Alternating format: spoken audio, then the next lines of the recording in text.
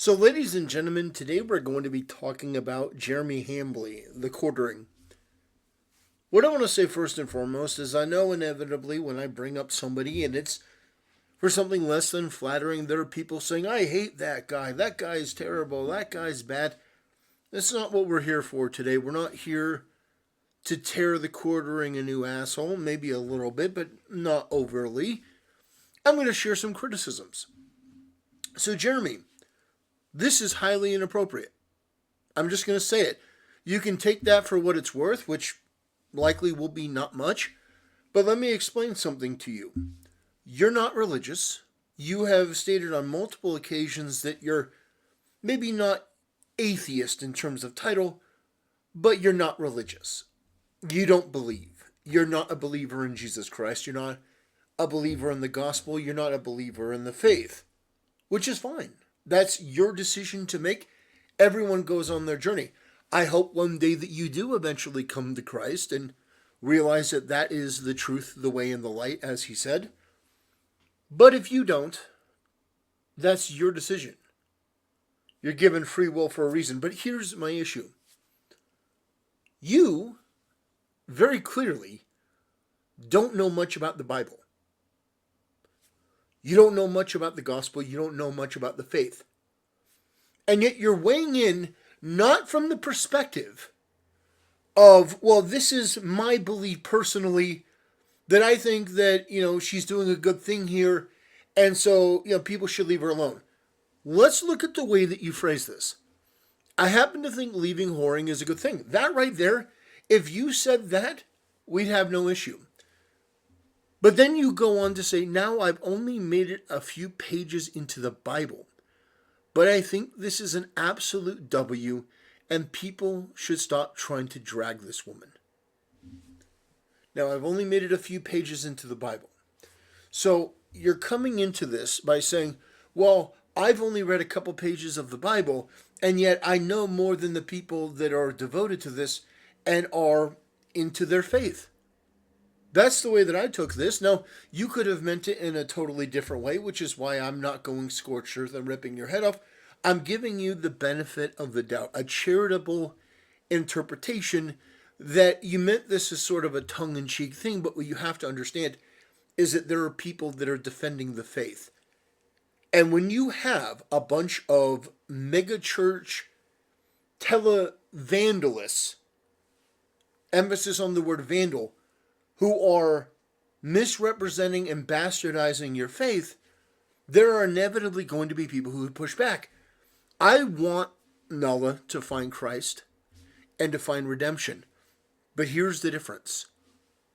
When you push this false Christianity, and Jeremy, I know that you've seen it. I know that you've seen it in these mega churches. I know that you've seen it with these televangelists, which are really televangelists. These people that are vandalizing the faith, I'm sure you've seen them. You've experienced them. We are revolted by them. And Jeremy, this isn't a unique thing. You have your own issues with people that are supposedly in your same space. You have issues all the time with people. And some rightfully so, some not. But for example, imagine, okay, Jeremy, I want you to imagine you're part of Gamergate. Okay, let me try to make this relatable. Imagine that you're part of Gamergate, right? And you're like, oh, I've taken this label on. I believe in the cause, right? Let's say a good friend of Zoe Quinn, we'll call him Ian Miles Chong, right? Ian Miles Chong suddenly comes out as right-wing conservative. I am right-wing conservative. I've given up all of my liberal beliefs. I've given up all of the things that tied me to the left. I am now right-wing, and all of a sudden, the people around you, the you see representing Gamergate, suddenly accept him unquestioningly. Now, he hasn't done anything to really establish that he's Gamergate or on your side. And in fact, there are certain things that you see that make you skeptical. You're like, well, why is he still talking to Zoe Quinn? Why is he still doing these things behind the scenes? Why are these certain things They don't seem to add up. Why are these things not being called out? Why are they not being addressed? And for that, you have people that are calling you out, saying, there's something wrong with you. There's an issue with you. Jeremy, I know what your reaction would be, more or less. You wouldn't think that was very cool. You'd be like, I have every right to criticize what I think is wrong in this space that I've adopted as my own. Now, Gamergate pales infinitesimally to the feeling of faith.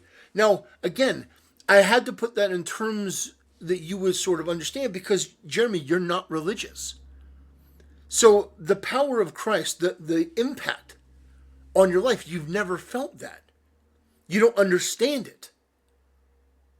So watching somebody wear a meat suit and basically pretend is sort of like Dylan Mulvaney. Everyone is affirming that Dylan Mulvaney is a woman.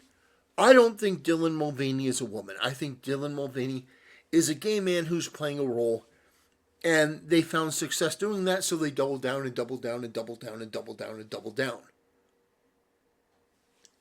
But at the end of the day, they're not a woman.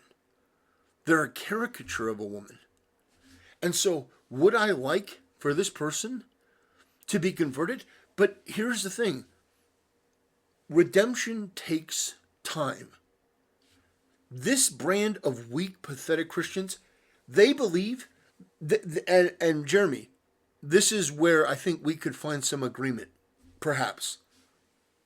There are these Christians that are so fake and so vain and so just counter to the gospel. And in fact, it talks about this in the Bible, that in the end days, there will be people saying, oh, Lord, Lord, I love you, Lord. And then, supporting LGBTQ, which, Jeremy, I know that you do. I personally don't.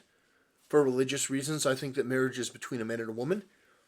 But at the end of the day, this person and what these people do is they use Christianity as a mask to sell a product. Or, like the televangelists, to say, well, I need to have a private jet. I need to have this. I need to have these grotesquely material things. Nola, this person here, starts a clothing line immediately, goes on a media circuit, starts selling things. Me, as somebody of faith, looks at that and I say, I don't think this person is preaching the gospel.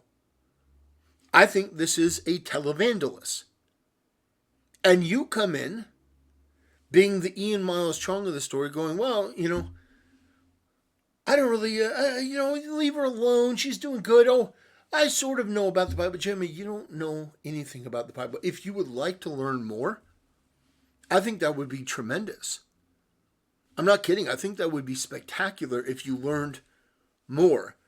But this thing, like, if you had just said, I happen to think leaving whoring is a good thing. And if it had been this right here, just this part right here, and this part right here, and people should stop trying to drag this one, I'd have no issue. I'd be like, it's his opinion. I disagree, but it's his opinion, and it's done in a way that is on the basis of your secular beliefs. But when you I've only made it a few pages into the Bible, but I think this is an absolute W. By what standard are you judging that? You think that somebody coming out and putting on this pretense, like, oh, I believe in Christ. Jeremy, what is even the meaning of the faith? Now, again, I know that you don't believe, but it has to stand for something. And what it stood for in the past was community, and there are rules.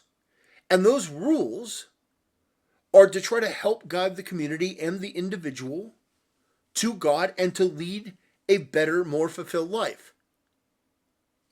Now, there are people, again, following up on what I said, there are people, that was a long detour, I apologize, we got lost in a few places, but there are people in the Christian faith today, these televangelists, who believe that you could be a serial pedophile, that you could be a murderer, that you could do all of this stuff. You could be one of the most evil people on earth, and then on your deathbed, you say, I accept Jesus Christ as my Lord and Savior, and they think, oh, okay, boom, you're saved.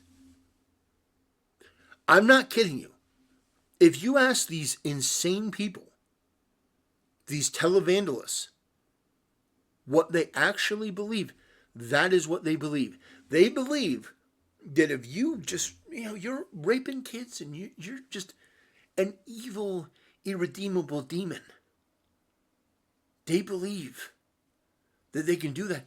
And the reason they believe that is for their own convenience. Because they think to themselves, well, I want to be able to continue to sin. I want to be able to do all these wrong things. And then I'll just ask God for forgiveness. These are the type of people that are the death of the church. These are the people that go in and will say, oh, if somebody's like a porn star, hey, you know what?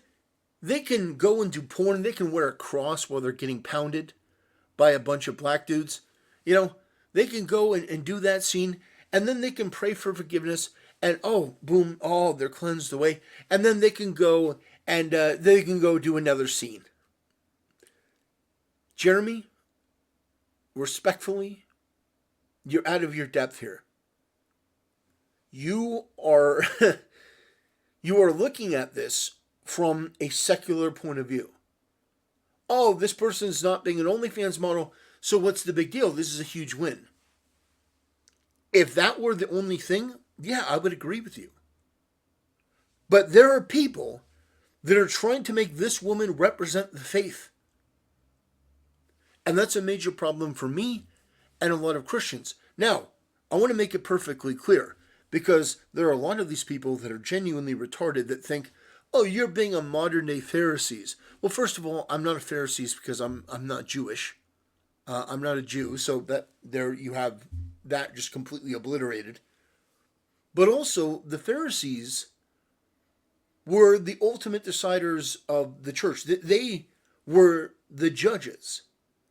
They determined if what you were doing was holy or if it was not. They thought they had the divine blessing of God to make these decisions. I don't. And other people don't. I don't make the ultimate decision. I could totally be wrong. But here's the thing. I've read the gospel. I've seen what it says. I've seen what it says to promote and what it says not to promote. I've read the story about the times of Noah and Sodom and Gomorrah. Jeremy, you've read a couple pages of the Bible. Have you gotten to Sodom and Gomorrah yet? Have you made it to Sodom and Gomorrah? Because if you have, you'll notice that God doesn't really treat these things as trivialities. It is important to understand that somebody who is just recently converted, quote unquote, while doing all these other nefarious kind of sketchy things, and they're being used as the poster child for the faith, I'm against that. And you know what? So are a lot of other people. This brand of weak Christianity, Jeremy, it's not good for anyone. It doesn't serve anyone. What the church needs is to cast off that sort of, oh, I'm a 2 Sundays a year type of Christian. I accept Jesus. I sin all the time and stuff, but he forgives me over and over. We need to do away with this weak form of Christianity. Because what this is allowing is for people to continue to sin under the delusion that what they're doing is right. I want this person to find redemption. I want them to find salvation. Jeremy, I want you to find redemption. But what it seems to me is that you are more interested in this from the perspective of being against Pearl, who you have stated you don't like, rather than getting to the bottom of the truth here. Now, I would suggest that you read more of the Bible, because it's a fascinating read, and learn more of what Jesus had to say. But Jeremy, when you say something like this, trying to frame this in a biblical perspective, I take a little bit of an issue with that, my friend. Now, of course, what do you care? I mean, who am I to you? Nobody. But there are other people who may notice this, who may agree with me, or may agree with you. I just wanted to share my opinion and my thought about it, because when I saw that, that's what hit my heart. Is that you have somebody who seems like they're callously disregarding the faith because they're not a believer. They're using it as like almost like a punchline. Like, oh, I've read a few pages of the Bible. Well, if you have, you would know that in many points of the Bible, there are people that are put through trials. There are people that are asked to test their faith. There are people that are asked to show their resolve. Noah has done absolutely nothing, if that even is her real name. She has done nothing to show that. And even going so far as to say, well, without doing OnlyFans, without making all this money, I never could have converted to the faith. Jeremy, this is a grift. I want it not to be a grift, but it's a grift. If I'm wrong, I would not be more pleased to be wrong, but it's a grift, Jeremy. And you know that because you've been around long enough. I understand that you don't like Pearl. I get it.